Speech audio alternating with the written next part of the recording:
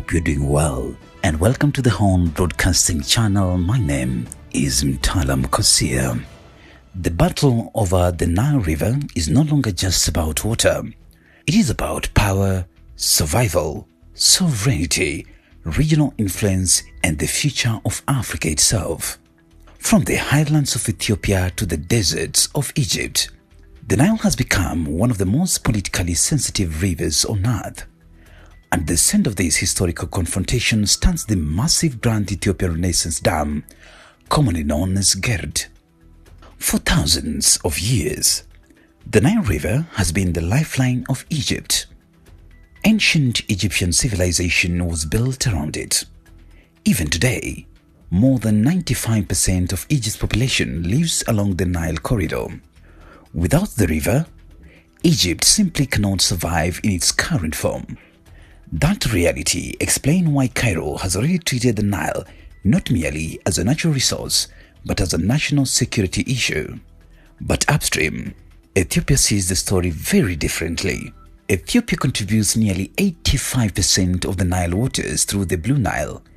Yet for decades, it remained largely excluded from major control over rivers' benefits. Many Ethiopians have long argued that the colonial-era agreements unfairly favored Egypt and Sudan while ignoring upstream African nations. To Addis Ababa, the GERD represents a correction of historical injustice. The construction of the Grand Ethiopian Renaissance Dam officially began in 2011. It was launched during a period when Egypt was potentially unstable following the Arab Spring uprising. Ethiopia moved quickly, understanding that the regional balance was temporarily shifting. The project was presented as a symbol of African independence and self-reliance.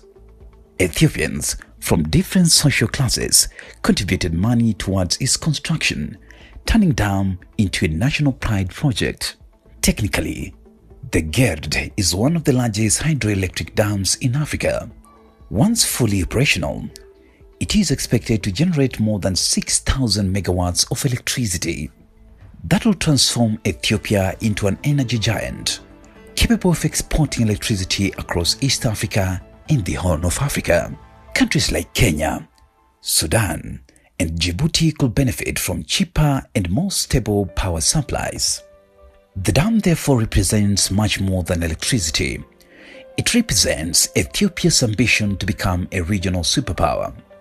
For decades, Ethiopia has viewed itself as the political and military anchor of the Horn of Africa. It hosts the headquarters of the African Union and has historically maintained one of Africa's strongest militaries.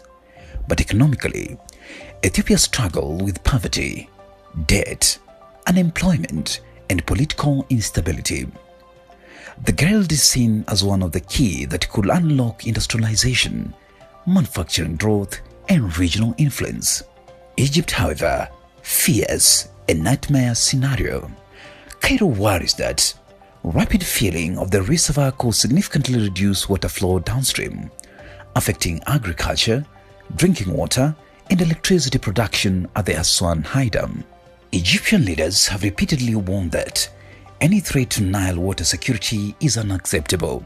For years, negotiations between Egypt, Ethiopia and Sudan have gone into circles. The talks have involved the United Nations, the African Union, the World Bank, and even the United States. Yet no permanent binding agreement has fully resolved the dispute. The biggest disagreement centers on control. Ethiopia insists on sovereign rights over the dam and refuses to accept any arrangement that would limit its future development plans. Egypt demands legally binding guarantees on water releases during drought years. Sudan sits somewhere in the middle, recognizing the dam's potential benefits while fearing possible risks from poor coordination. But behind the technical negotiations lies a deeper geopolitical battle. This is fundamentally a struggle between an all-regional order and a new emerging order.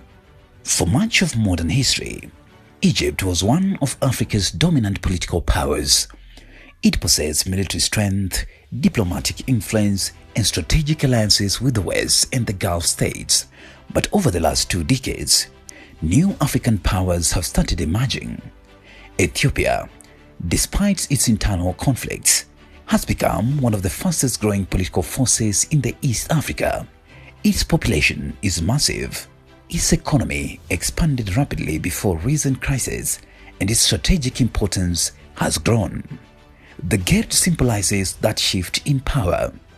For Ethiopia, controlling the Blue Nile means controlling part of the future economic engine of Northeast Africa. Hydroelectric power could attract manufacturing, foreign investment, and regional integration projects. Addis wants to position itself as the energy hub of Africa. For Egypt, however, any reduction of its historical dominance over the Nile threatens its geopolitical standing. Egyptian leaders fear that if Ethiopia succeeds without restrictions, other upstream countries may eventually challenge existing water-sharing arrangements as well. And this is where the regional power struggle becomes dangerous. There have been periods when military confrontation seemed possible.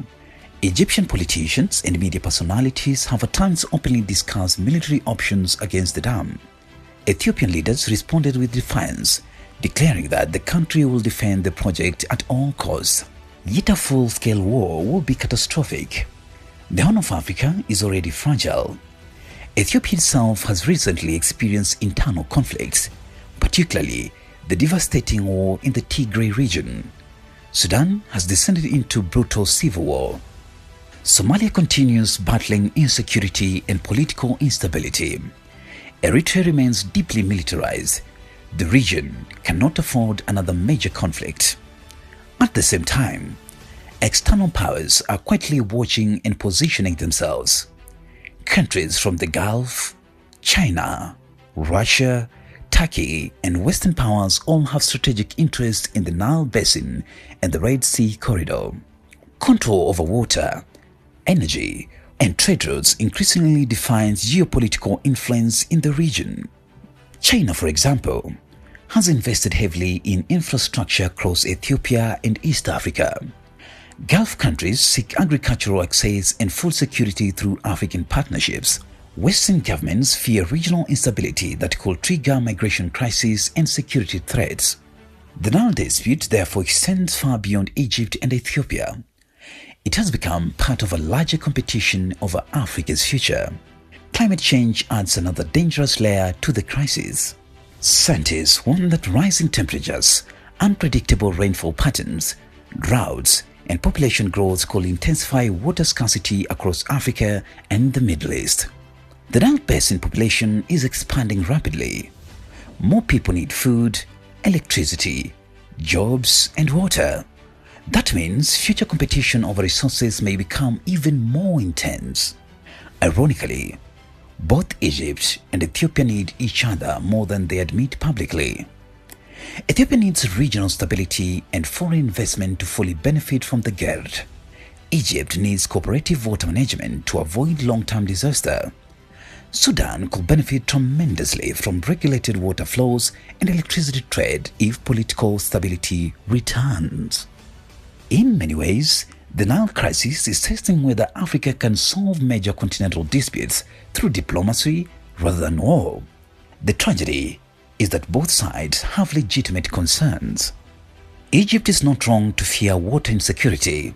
Ethiopia is not wrong to seek development and energy independence. The real challenge is whether political leadership on both sides can move beyond nationalism and towards strategic cooperation. Because the future of the Nile may determine the future of the Horn of Africa itself. If cooperation succeeds, the Nile Basin could become one of the Africa's greatest economic corridors, linking energy, trade, agriculture, and infrastructure across multiple countries. Shared electricity grids, modern irrigation systems, industrial zones, and regional integration could lift millions out of poverty. But if mistrust continues, the Nile could become a source of permanent instability. And history has shown us repeatedly that when water, nationalism, and power collide, the consequences can reshape entire regions for generations. Today, the Grand Ethiopian Renaissance Dam stands not only as a giant engineering project, but as a symbol of Africa's changing political landscape. It represents the rise of new ambitions, the decline of old assumptions, and the difficult questions facing the continent.